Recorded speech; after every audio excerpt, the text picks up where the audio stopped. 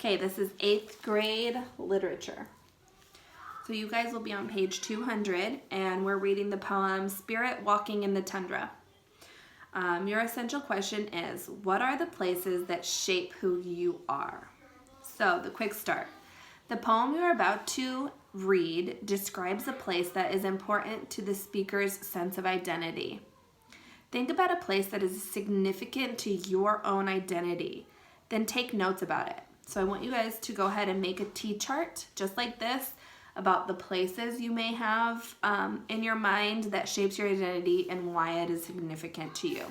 So you can jot down some notes because you will be writing a poem about a place that shapes your identity. So go ahead and you guys can do that. Next is analyze line length. The form of a poem is the way it is laid out on the page. A line is the core unit of a poem. The place where a line is called the line break. Sometimes a complete line as written by the poet cannot fit on the page or screen. When that happens, the words that spill over to the next line are indented or pushed in slightly to the right to show they are not intended to be read as the line breaks. Notice the line breaks in these 5 lines from Spirit Walking in the Tundra. So let's look at that little box. All the way to Nome, I trace the shadow of the plane as it walks. Over turquoise lakes made by late spring breakups of the Bering Sea. The plane is so heavy with cargo load, it vibrates our bones, like the pressure made by the light cracking ice. Line length is the essential element of poems' meaning and rhythm. What else do you need to know about line breaks? They do not always signal the end of a sentence or thought. A line break can occur in the middle of a sentence or phrase to create a meaningful pause or emphasis. Poets use a variety of line breaks to convey a wide range of effects, such as pace, the mood, rhythm, and tone. As you read the poem, think about why the poet breaks lines when she does. It is to create a dramatic pause, to encourage the reader to stop and think, to focus on a particular word, or for some other reason. Okay, so analyze literary devices.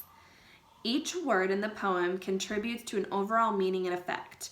One way poets create meaning is throughout the use of imagery. Okay, where are we?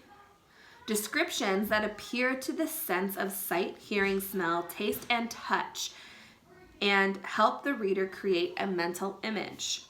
Poets also convey meaning through allusion.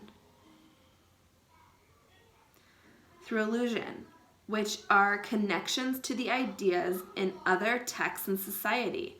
Allusion may refer to people, places, events, or work of literature. In Spirit Walking in the Tundra, Joy Harjo alludes to places and traditions that are important in Alaska Native culture. As you read the poem, use a chart like this one to help you analyze imagery and allusion. Okay, so in this chart down here, it says examples of imagery or allusion and overall meaning and effects. So allusion, late spring breakup off the Bering Sea. So when you read, think of what she's meaning through that. And that's for an allusion, okay? Imagery, we are refreshed by small winds. And think of what the effect or overall meaning of that means. Okay, so make sure you read the background of the poet, setting a purpose, read your poem. It's only a couple pages, and answer questions 1 through 3 on page 205 for checking your understanding.